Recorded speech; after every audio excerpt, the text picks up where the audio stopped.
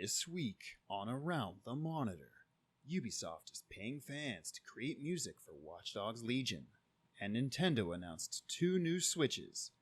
Kind of. Get ready to go. Around the Monitor. Let's go.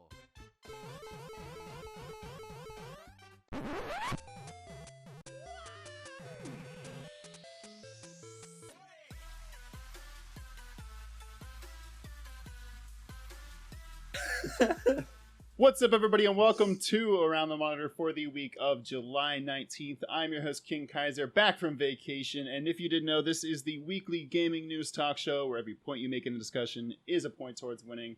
Joining me once again is the fanciest boy in the land, the Dapper Dastard. Technically, I can go by doctor now, but I won't because I'm not an asshole. Oh, deja vu.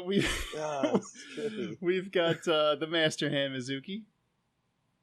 I'm a crappy version of Pikachu, just like Sword and Shield's a crappy version of Pokemon. Oh! And the complete Dex, Baritsu Baru. Oh, dang. So, since I'm last, am I the Hio for this episode? Well, we're trying to get away from that joke, but you can be if you'd like. Okay, I'll be the Hio for this episode. Let's move into this fairly quickly here. This article comes from gamesindustry.biz, but Watchdogs Legion and Ubisoft came under fire this week for what is going to be called spec work, or trying to acquire spec work for the game, basically kind of diving into how the story breaks down. Watchdogs Legion announced this week that they are going to be partnering with Joseph Gordon-Levitt's company, Hit Record. Notably, Ubisoft is doing also for a game Mizuki is very excited for, Beyond Good and Evil 2. I don't know why I couldn't think of the name for a second there. I was gonna say it if you didn't. But basically, the way Hit Record works, people can. It's kind of a website where people can put up different things, different artistic mediums, whether it be music or art or video editing work, stuff like that, and then people through this website can combine it, put it together into a complete package, and then however much money that work generates, that gets divided amongst the people who created it. Watch Dogs Legion announced that they're going to take 20 songs that will be featured on the radio in the game while you're driving in a car. 20 songs they're going to each be paid $2,000 out to each of the artists involved on it. Well, I should say $20,000 divided amongst everybody who works on it. This got a lot of blowback from people in the industry saying this is bullcrap. You know, you're going around people who get paid literally entire salaries to create video game soundtracks, and instead you're sourcing this from amateurs. And, you know, speaking as someone who worked in acting for many years, that also hurts. It hits a little close to home. I'm going to start this one with Dapper, just to kind of go around the table. And I've got different ways to phrase this, but how do you feel about this one, Dapper? Is this good to the fans who want to maybe get their music featured in the game, or is this bad because, you know, Ubisoft is abusing hobbyists, as I'll call it? So yeah, they're walking on a really thin line here, because obviously, because as you were saying, it's pretty bad when a big company like this is basically trying to get free work done for themselves under the guise of, oh, it's exposure. I mean, there's an entire Twitter account dedicated to people trying to get free shit for exposure. And it's extremely frustrating. It's very hurtful. It's very hurtful to a lot of content creators and such. So I understand that there's a lot of blowback. But on the other side, it's important to note that they still have a full OST for this game. This is not like they're not trying to get fans to make their entire soundtrack. I'm glad you read the article, because I was going to try and nail you to the cross if you didn't get that point across. Yeah. And this is also a little different because it's not like they're going to specific people and saying, "Hey, do this for us for free," or for $2,000, whatever the amount is, 2,000, right? Yes. So I'm actually okay with this because they're very much making this like a general open offer to anyone who just wants to do this for fun. It's entirely your choice. You're not being asked to do it for free. It's an open thing for the fans who want to do something like this. I think they're on a line, and I think if this wasn't designed specifically like it's designed, I'd have more of a problem with it. But this feels more like a contest, or like, hey, do you like our game? Send in some fan art or some fan songs, and maybe we'll show them. You know, it's designed just on the right side of the issue, I think. It's it's definitely an interesting talking point, which is kind of why I chose it for this week. Baritsu Baru, as someone who also creates art or creates anything in their own spare time, and maybe that does or does not get them wages, or maybe not well-paid work. Do you have any specific thoughts about this, good or bad, or you know, some people might view this as a way to potentially springboard yourself into the industry, saying, "Oh, hey, I created a bass riff that was featured in the song that was in the on the radio in Watchdogs Legion." What are your thoughts?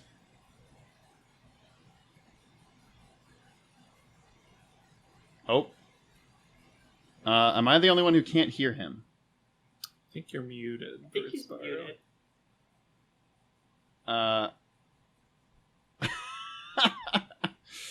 Wouldn't be around the monitor Can without. you hear Yes. me? Yep. Yes, now Yeah, there we go. Okay, great. Okay, fantastic. Take it away. Okay, so basically, wait one moment, please. Sure. Never mind. Actually, okay, so I can see this. I agree with Dapper Dastard in the sense that I don't think this particular instance of this is really bad or really negative. But I'm going to be a conspiracy theorist for a second here and throw out some doomsday scenarios. First one is a much broader doomsday scenario in which this could potentially hurt composers in the industry, where this kind of crowdsourced music composition could affect that job market, where they could offer a pittance of what they would pay an actual composer to create music, and just say like, oh, if you want to do it for fun, we'll give you a small stipend to create music for our game. And that theoretically could be done with an entire game. There are no unions to prevent that sort of thing from happening at this point. The other one is is specific to this game. It's the last quick little point I'll make. I really hope that whoever is making this content, that there is some sort of contractual thing going on, because it mentions in the article that any work that is not utilized in the game will go unpaid. Exactly. It's still being submitted to a larger company. Yes. Which means that they will still have access to those audio files.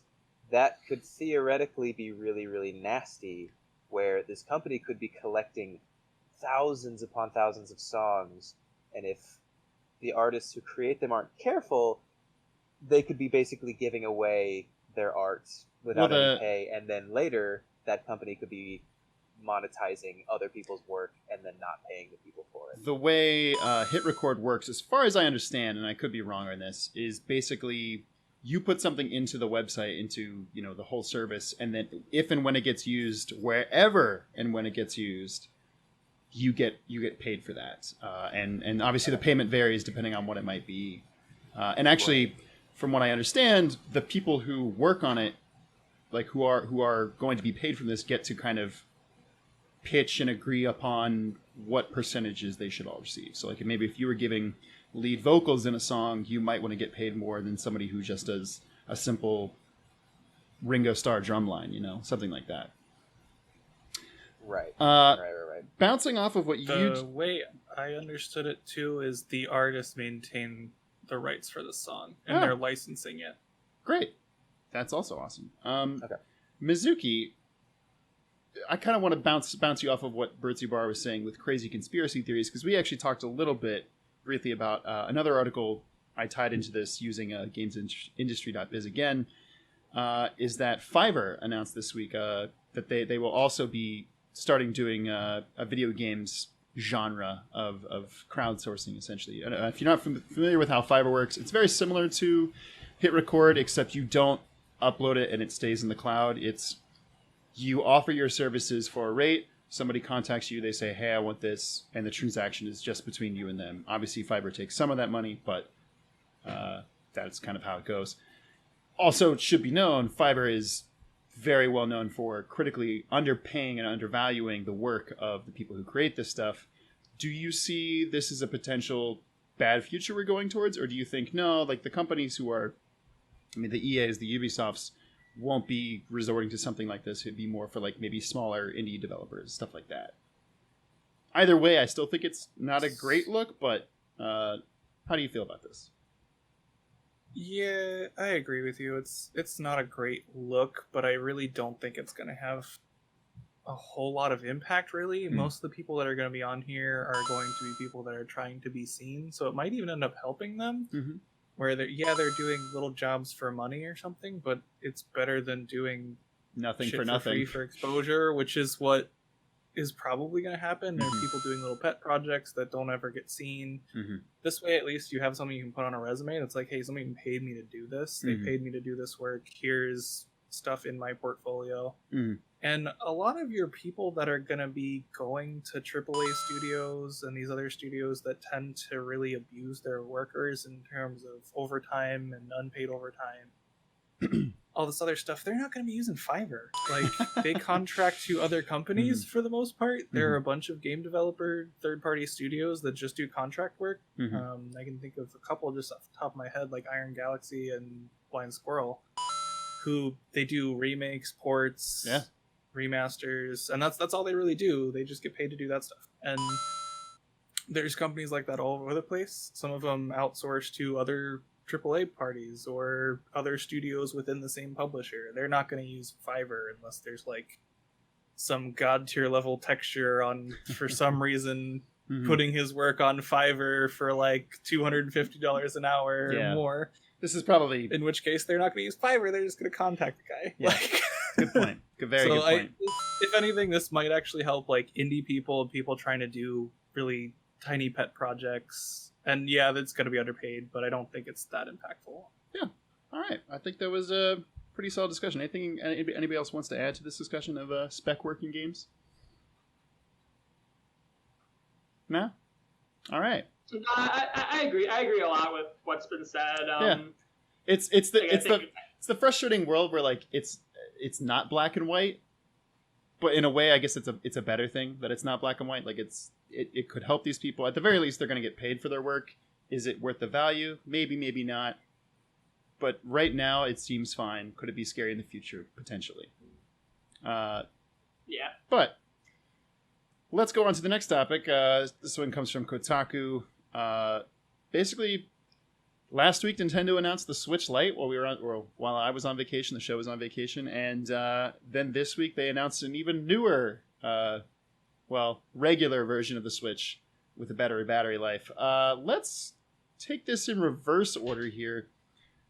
Mizuki, let's start solely focusing on the Switch Lite.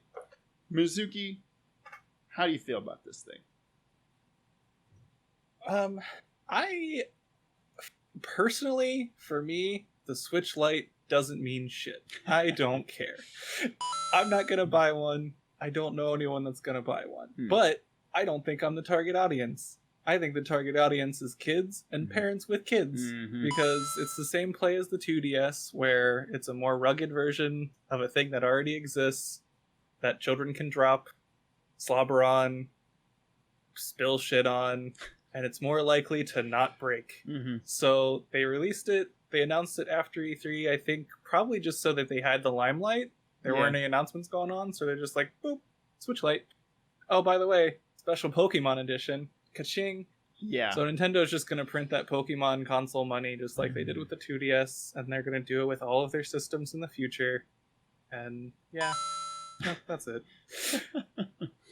Yeah, I'm sure. I'm sure Nintendo's crying all the way to the bank. Britsubaru, do you have any differing thoughts on the Switch Lite? Also, one of the things I guess I wanted to tie in, I personally haven't had this problem, but a lot of people were complaining, saying there has been what's known as drifting with their Joy-Con controllers, where basically, like, say it's in neutral, but the game thinks you're slowly pushing the up button, or like just tiny tilting the analog stick. And obviously that's super, super annoying. In the past, usually that's solved by just unplugging and replugging, but this Joy-Con is always on, so you're just stuck with a slightly defective controller now. People are saying, well, if this happens on a console where the controller is literally attached to the console, what am I doing? Oh yeah, it's gonna be a lot harder to fix. Also, the fact I have drift issues on this. I've had this for several years, and this left control stick constantly thinks I'm moving to the left or right or something. Oh, that's and so because annoying. It's wireless, I can't unplug or replug this in. Oh, that's so I haven't annoying. had drift on my Switch, but I get bad drift on this thing. Oof. Also, yeah, it's a Switch that doesn't switch because it's always mobile. You can't plug it into the television. Which it seems to me, I feel like some right away, third party marketing-wise. person should be able to make a dongle, because all you do is plug it into the dock, and then the dock has an out port for HDMI. So I feel like it's an easy fix, but I don't make hardware, so what do I know? Britsubaru, Right. how do you feel about this? So first off, I will just say I have had problems with what did you call it? Drifting? Drift, yeah, it's called drift. Yes, I have had drift problems, and I know another friend of mine who has a Switch who also has drift problems. It's a pretty common problem, I think. Yeah, mine is not so crippling that I cannot play games anymore, but my good friend's, it's pretty bad. He basically could only play with his Pro controller, which is really unfortunate because the I forget which one is the more expensive one, but like one of those. I think just the Joy-Cons are more expensive than the Pro. The Joy-Cons are more expensive. Yeah. Well, I thought one of them was more expensive because it had like you can feel the HD balls. rumble. Yeah. The Joy-Cons have HD rumble. Yeah, like there's how many balls are in I this? hate that you had to say it. You can feel the balls without context.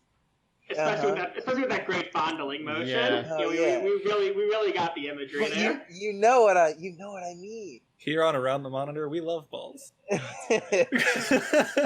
Your point. Your point, But please. okay, so here's what my view of the Switch Lite is, really quickly. I look at this, and my first thought is, why was this made?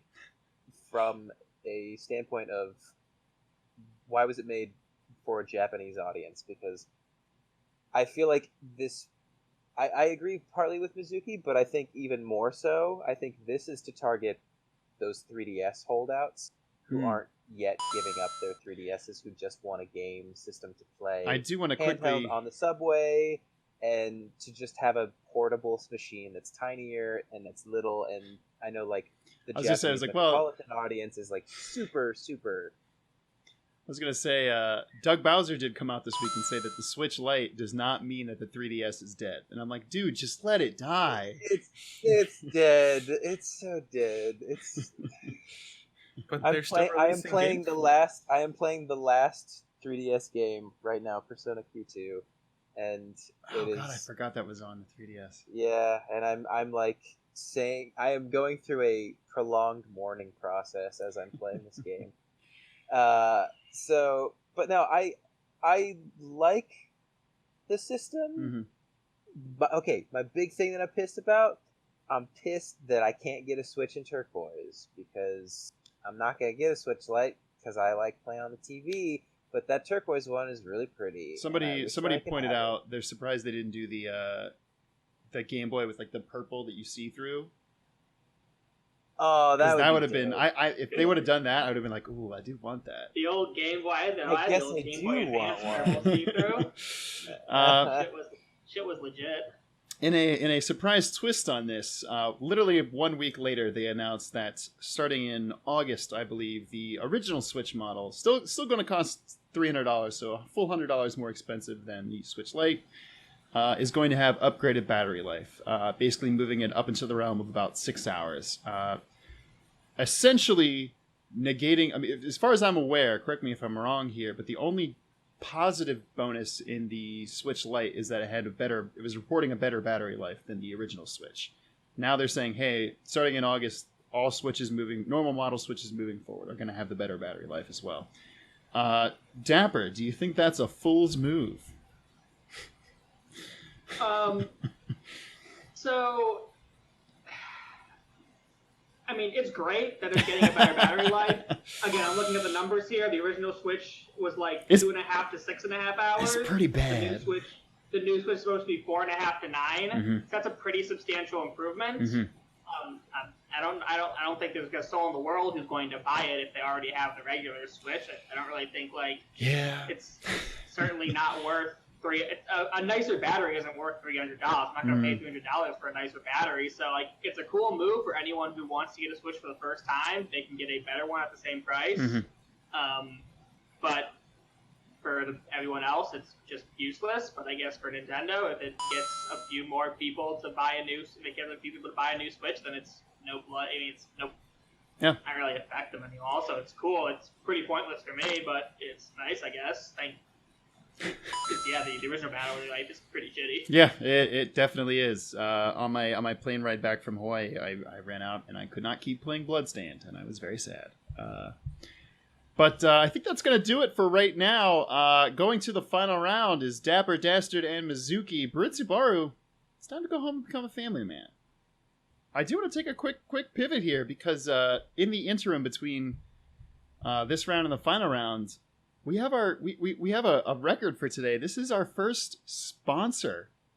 We got an ad, boys. The Ubisoft video took off, and now we've got a little ad content to put in the interim here. So while I set up for the final round, you guys who are in the chat, in the show, please check the Twitch channel for this because I will take probably a few minutes to set the final round up. But please enjoy. Folks, Little Buffett's Baby Butter is the only baby batter on the market, proven to make you as smooth as a shiny new baby, anywhere you lather it. Use it like regular shaving cream and get such a close shave that you'll never be able to go back to using a competitor's product ever again. But don't just take my word for it. Listen to an actual customer's experience with baby butter. The worst day of my life was hearing my mother say, "Yeah, butts aren't normally that hairy." Little Buffett's Baby Butter has made my bottom as smooth as a baby's, and now I slide right off of toilet seats instead of sticking to them. This product really works. No buts about it. That's right, folks. Make friction a thing of the past with Little Buffett's Baby Butter. Call in to our toll-free number at 1555-LIL-BUTT in the next 48 hours, and we'll send you our patented Lil Razor for no extra charge. Once again, that number is 1555-545-2888 in the next 48 hours. Call now!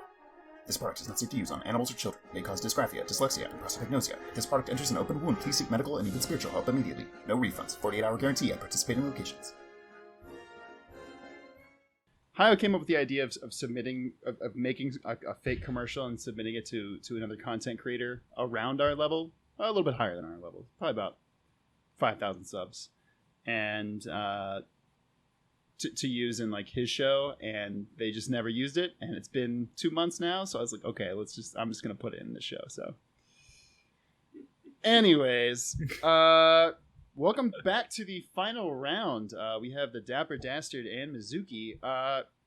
Mizuki, you were leading at the end of the first round, so you're going to get to do first pick. We're going to go 3-3, assuming that there's no definitive lead going into the final questions. Shenmue backers will still have to purchase the Season Deluxe or Season Pass / Deluxe version separately. Ubisoft bans XP farming quests in Assassin's Creed Odyssey story creator. Gearbox committed to supporting crossplays in Borderlands 3, quote, as soon as practical after launch. Xenoblade developers pitched an Earthbound game for GameCube in a crafted world style. There are cool multiplayer features for Supermassive's Man of Medan, the follow-up to Until Dawn.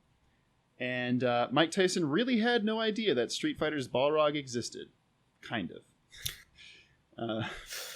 Just another chance to dunk on Mike Tyson on this show. Where would you like to start? All right, I'll go with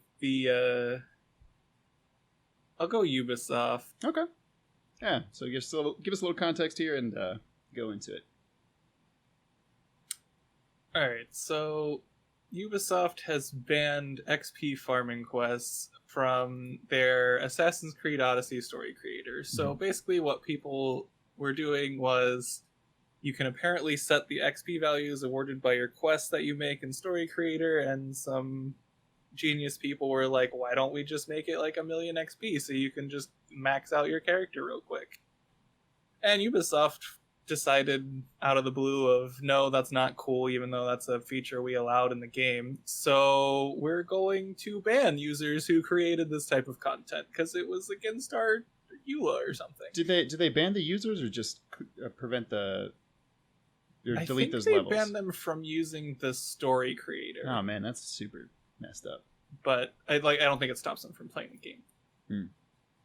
But I don't get this. The game's been out for over a year. Right. It's a single player game. Who gives a shit at this point? No one's paying you for your fucking XP boost on the eShop, Ubisoft. It's done. It's been a year. It's over. Let it go. Yeah. Let the people have the XP boosting. Yeah. Doesn't matter.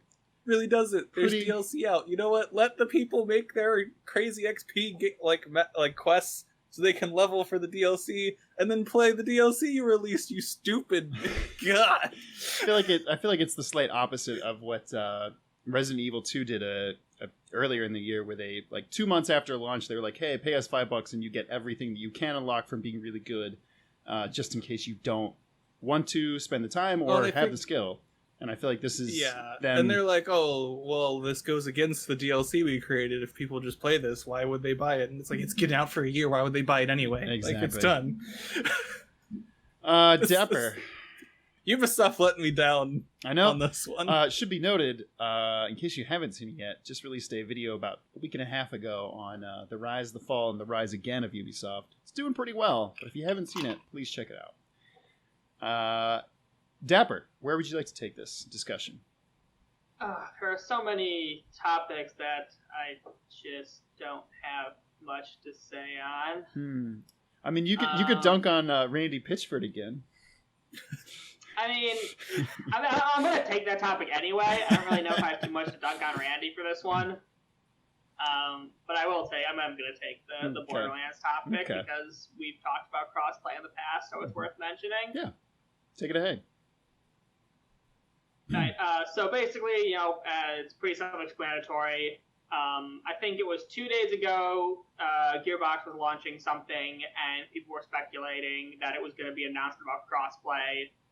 So everyone's favorite magician, Randy Pitchford, came out to say that it's not crossplay, but they are committed to crossplay for Borderlands 3 as soon as practical after launch, which is one of those wonderfully vague phrases, obviously, that as soon as practical after launch could be some gigantically large amount in the future where it's mostly irrelevant, or it could be something soon. As we talked about in this show, I think it was in regards to one of the new Call of Duty games is doing crossplay, and Dauntless is doing crossplay. We're kind of excited to hear that more companies are trying to get into crossplay. They're sort of accepting that not everyone's going to have their system, but they can still get people to buy a game for their system, even if it means playing the game with someone else on a different system. So I think this is kind of cool. Again, it's a huge question mark on when it will appear, but I'm glad that this is something that more and more companies are thinking about, because crossplay is awesome, and it would be great to have friends who want to get Borderlands 3 on a system, but me who's going to have it on a computer and still get a chance to play together. I think that's just generally cool, especially for co-op games like this. Absolutely. So, surprisingly, I have nothing mean to say about Randy this time, but he's still a shitbag, so we'll conclude on that note. I have nothing mean, but he's a shitbag. I have nothing new mean to say. So there we go. I'll just default to the normal things. That's pretty good. Shitbag.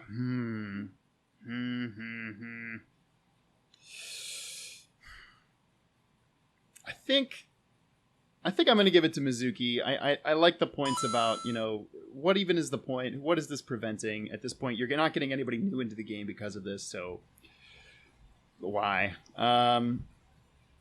Dapper, then you get to start the second round. What are you going to pick? Let's talk about the Shenmue 3 thing.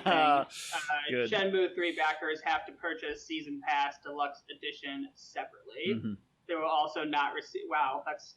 It's really bad. So Shenmue 3 is a Kickstarter-backed game and has had so many fucking things go wrong with it already that it's really freaking hilarious. And now, apparently, people who back the game will have to purchase the Season Pass and Deluxe Edition separately, and they will also not receive pre-order content. How much more fucking pre-order can you get than backing the game in creation? What the fuck? You're not even going to give them the pre-order content? They pre-ordered the game before it was existed. Yeah, it's pretty How does that not entitle you to the pre-order content? Man, I'm still backing this game. What is it? At what point is it too late to take away from redo your Kickstarter money? Because I feel like anyone who backed this game should just get the hell out of here. Because I feel like I've heard so much bad stuff about this game's existence that I can't believe anyone still trusts it not to be a total disaster. That's all I got. It's really stupid. But I can't wait to look for some sailors. Mizuki, what would you like to pick? I'll do Medan. Yeah. Some cool stuff there. Yeah, so, I forget the... Supermassive, there we go. Supermassive's new Medan game, a spiritual follow-up to Until Dawn. It's still kind of the same narrative-focused game, and something cool they're doing is a couple different ways to do multiplayer in here. So they have, you can do couch co-op, and pick stuff. But the real cool one they're doing is online multiplayer in a narrative game where you and your other co-op partner are playing as different characters that are acting separately in the narrative, and you're making your own decisions without knowing what the other person's doing. I mean, yeah, you can get on voice chat and talk it out so you do know, but it sounds more fun to do it not having any clue what they're doing. So you kind of do, I think one of the examples was people go into the ocean treasure hunting or something, and then someone's on a boat and there's an explosion on the boat and people come out of the water the fuck happened here? I think this is it's a cool mechanic, and I think it's a really positive approach to some of the industry critique of Until Dawn, where people are like, and narrative games in general, where it's you can stream them, and a lot of people are like, more people are watching the streams on these narrative games and they're not playing them. Whether that's true or not, I think this is still a really positive approach to trying to fix that, where, you can watch it, but you can also just play with someone, and you can experience the narrative differently, and there's all these different offshoots and storylines that you can try and get, and it's a cool way to approach a narrative game that fixes a ton of problems. It looks cool. Personally, I'm really looking forward to that. The way that streamer functionality will work with that game. I think I'm going to give this point to Dapper though, because he made some real funny jokes about Shenmue 3 and backing your game. I didn't know that they didn't get the pre-order bonuses, which is unbelievable. But this does give us the last two questions, which nobody wants to answer. Mizuki, which one are you going to take first?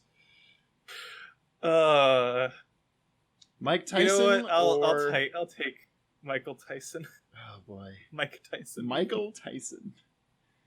I don't know why I call him Michael. Tell us about Michael Tyson. So Mike Tyson.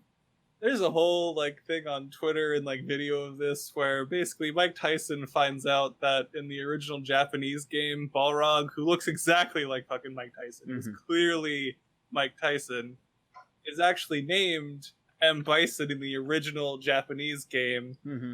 But because of licensing, and they're like, oh shit, we're gonna get in trouble for this in the US, when they ported it to the West, they did this three-way swap with names where Balrog became M. Bison became Balrog, and there's some weird Vega shit going on Vega there too. I forget what the actual triangle is, but Like, it's just hilarious, because Mike Tyson, he took the Punch-Out stuff not great when he realized they were making Punch-Out without him. Yeah, he was like, super mad about it. But this one, it looked like he just, like, looks at it, he's like, this is cool, I appreciate it. And it's like, Mike, you're not consistent. They're using your image here, too. Like, and they even basically had your name. They moved one fucking letter. Or I guess two, Bison spelled with an I. But, like, 2 letter swap, and he's just like, no, this is fine. I don't get that guy, man. He got too many hits to the head in his career. He, like, can't be consistent in how his brain functions. Too many hits to his head or too many hits to his wife? Ooh. Dapper, where would you... Well, never mind. You only have one question left. I do only have one question left. Would you like to talk about how there was almost a Earthbound game for the GameCube? There was almost an Earthbound game for the GameCube. Mm-hmm. So, as we know, one of Nintendo's completely forgotten characters is a little striped-shirted, red-hatted boy named Ness. Is he red-headed? Red-hatted. Sorry, red-hatted. Sorry. Hatted. Oh. That's what I meant to say. If I said headed, that's my bad.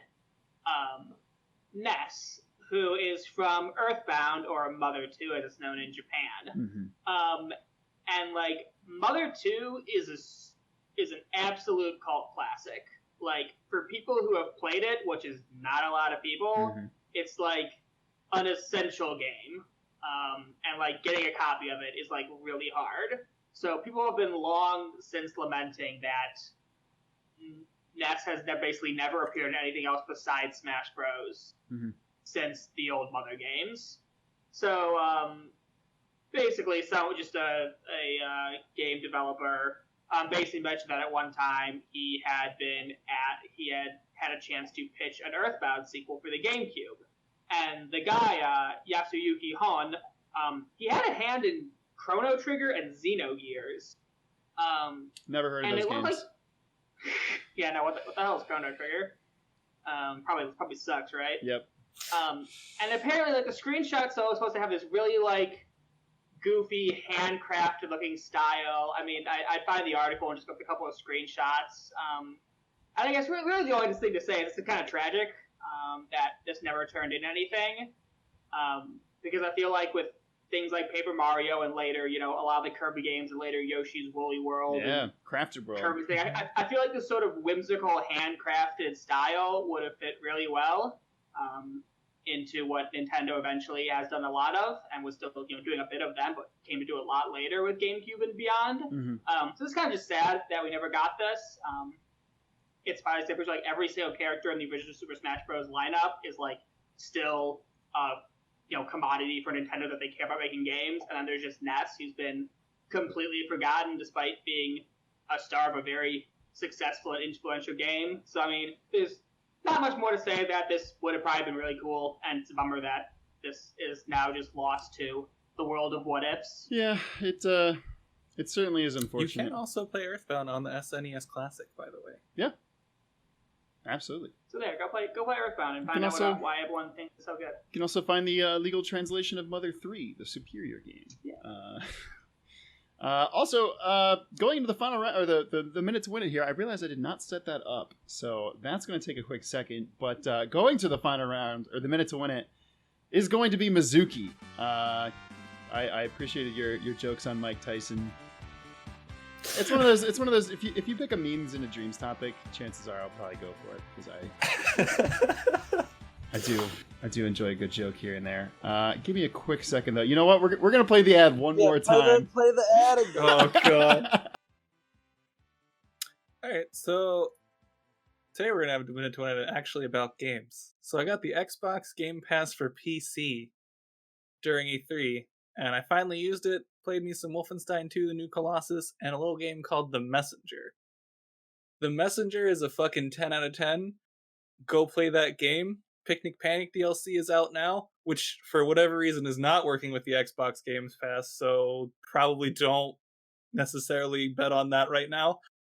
I'm going to go back and play it once it finally works, but Messenger, so good. Xbox Game Pass for now, before they hike the prices up, good value. It's like $5 a month. Get access to a solid library with like Hollow Knight, Wolfenstein, Prey, Messenger, bunch of other stuff that I played, so I didn't really think about it. Yeah, I guess that's kind of an ad for Microsoft, but they actually did something cool, so give them props. Absolutely, and speaking of ads this week, once again, thank you very much to Little Buffett's Baby Butter for sponsoring this episode. That was really appreciative. Do we have anything to... Yeah, after watching that, I officially never want to be on this show again. After watching that, please never invite me back. That scarred me for goddamn life. Does anybody have anything to plug this week? No? Sure. I will probably start streaming again soon, eventually, so Twitch TV/Mizuki. Cool. Dapper, Britsubaru, anything to add? I guess I just really want to call his phone number now.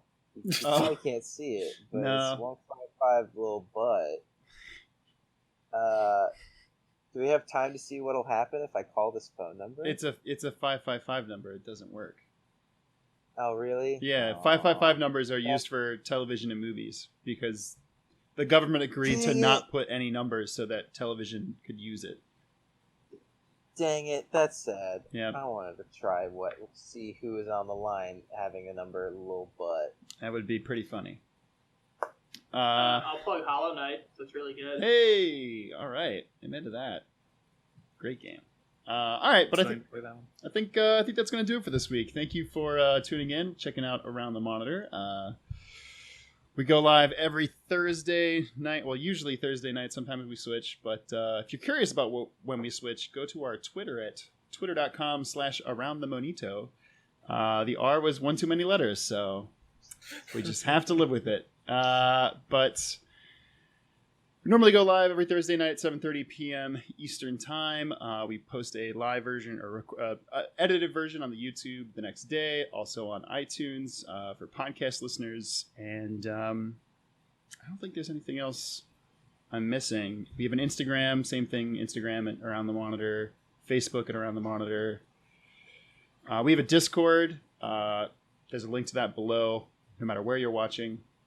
But I think that's it. So, cool. Until next time, this has been Around the Monitor.